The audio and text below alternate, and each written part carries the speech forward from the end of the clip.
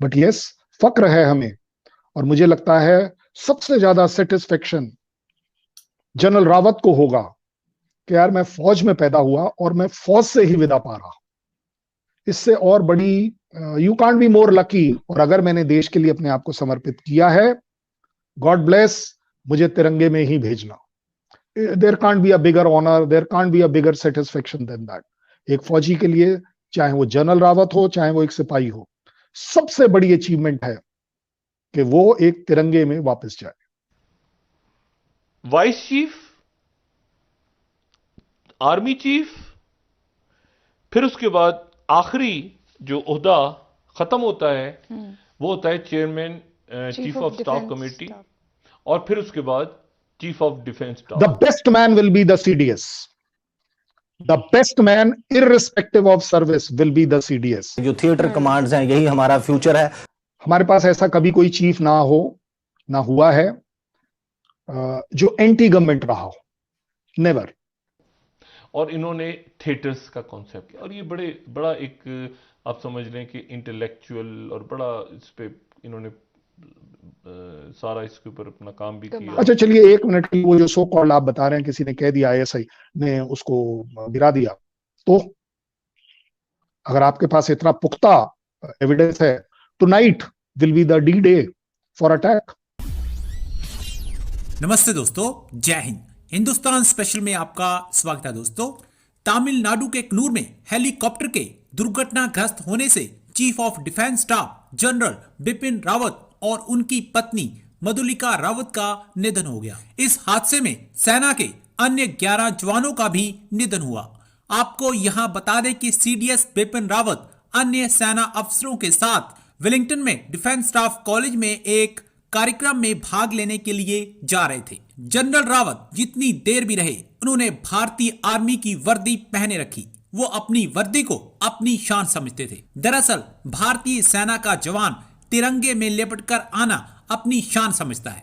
भारतीय सेना भारतवर्ष के गौरव और शान का प्रतीक है। जनरल रावत ने आखिरी सांस तक सेना की वर्दी को अपने गले से लगाकर रखा। पाकिस्तानी मीडिया जनरल बिपिन रावत पर चर्चा कर रहा है और बता रहा है कि जनरल बिपिन रावत कितनी पावरफुल शख्सियत के मालिक थे। भारतीय फौज के सीडीएस के हेलीकॉप्टर को कल जो हादसा पेश आया, उस हवाले से राजनाथ सिंह साहब ने आज पार्लियामेंट के अंदर ब्रीफ किया और कहा कि अब इस हवाले से इंक्वायरी होगी। लेकिन इस वक्त जो सबसे बड़ा सवाल है, जो बहुत सारे लोग पूछ रहे हैं कि भारत के नए सीडीएस कौन होंगे। इन्हें वे general Rawat was a lucky man कि उन्होंने अपनी सारी जिंदगी यूनिफॉर्म में गुजारी।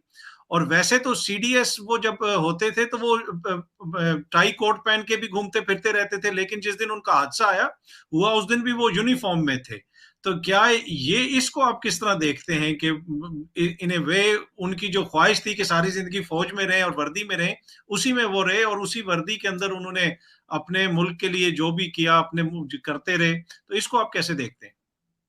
रेयरेस्ट ऑफ रेयर कि आप पैदा फौज में हुए, आप देश के लिए वीर गति पाए फौज में रहते हुए, फौज के रहने के बाद में। His father was a lieutenant general, he was born in Indian army, that is the best part. And by the way, he was donning the uniform even on that last day, because we have a protocol कि जब आप service aircraft में चलते हैं तो आप uniform पहनकर चलते हैं। This is part of our protocol. We don't wear suit और एनीथिंग। जहां तक सूट की बात है, yes, as a chief even there he is allowed कि वो किसी फंक्शन में अगर जा रहा है सिविल के, तो he can wear a suit also, is not the problem. But yes, फक्र है हमें, और मुझे लगता है सबसे ज्यादा सेटिस्फेक्शन जनरल रावत को होगा कि यार मैं फौज में पैदा हुआ और मैं फौज से ही विदा पा रहा। इससे और बड़ी you can't be more lucky कि, देखिए ये वो वाली बात है, हमारे फौज में हम हमेशा कहते हैं, आपके यहाँ भी आप कहते होंगे जरूर, कि फौजी होने का एक अलग लाइफ है, और उस लाइफ का मतलब है कि मैं देश के लिए अपने आप को समर्पित कर रहा हूं। और अगर मैंने देश के लिए अपने आप को समर्पित किया है, गॉड ब्लेस, मुझे तिरंगे में ही भेजना। There can't be a bigger honour, there can't be a bigger satisfaction than that. एक फौजी के लिए, चाहे वो जनरल रावत हो, चाहे वो एक सिपाही हो, सबसे बड़ी अचीवमेंट है कि वो एक तिरंगे में वापस जाए। मैं गेस नहीं करूंगा, मैं आपको अथॉरिटेटिवली बताऊंगा, जिसको बोलते हैं bang on target. The best man will be the CDS. The best man irrespective of service will be the CDS. And by the वे, जो सो कॉल्ड कॉन्टिन्यूटी की बात अब हमने करी थी कि क्यों जो भी चीजें बिपिन रावत ने शुरू करी वो आगे कैसे आगे बढ़ पाएंगी या नहीं बढ़ पाएंगी वगैरह वगैरह, I am very sure you will agree with me कि 2 साल बहुत लंबा अरसा है जहां उन्होंने स्मूदन आउट किया होगा कि किसी भी सर्विस चीफ की आपस में कोई भी डिफरेंसेस ना हो. हमारे पास ऐसा कभी कोई चीफ ना हो, ना हुआ है जो एंटी गवर्नमेंट रहा हो. Never. Indian army is absolutely pro government. हमारी बला से किसकी गवर्नमेंट है हमें उससे कोई मतलब नहीं, लेकिन मुझे मेरे इंडिया फर्स्ट स्लोगन में पूरा विश्वास है. अच्छा चलिए 1 मिनट की वो जो सो कॉल्ड आप बता रहे हैं किसी ने कह दिया आईएसआई ने उसको गिरा दिया, तो अगर आपके पास इतना पुख्ता एविडेंस है, I am very sure you will agree with, चाहे वो पाकिस्तान के साथ हो चाहे वो हमारे साथ हो, tonight will be the D day for attack because patience will be so high. अच्छा, आर्मी चीफ जो हैं ये रहे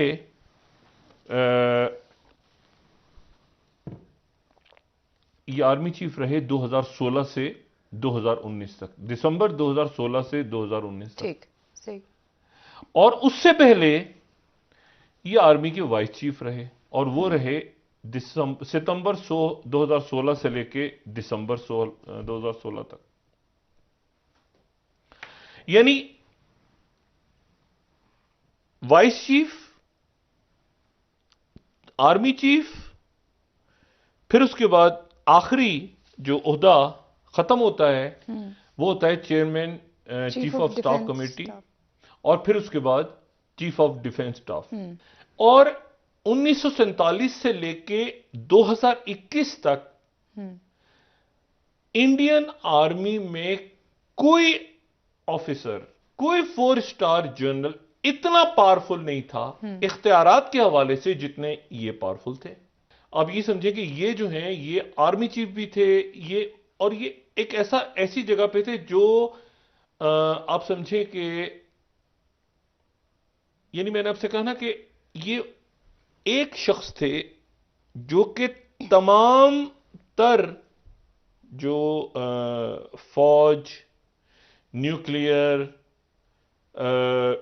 यानी एनएसए भी कुछ नहीं थे इनके सामने.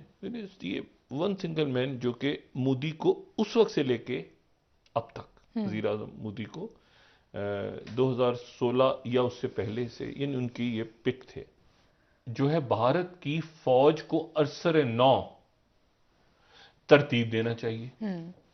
और इन्होंने थिएटर्स का कॉन्सेप्ट वहां पे ये उस पे काम कर रहे थे. ठीक है. और ये बड़ा एक आप समझ लें कि इंटेलेक्चुअल और बड़ा इस पे इन्होंने सारा इसके ऊपर अपना काम भी किया. और बिल्कुल. और उसमें ये था कि थिएटर्स और फ्रंट्स,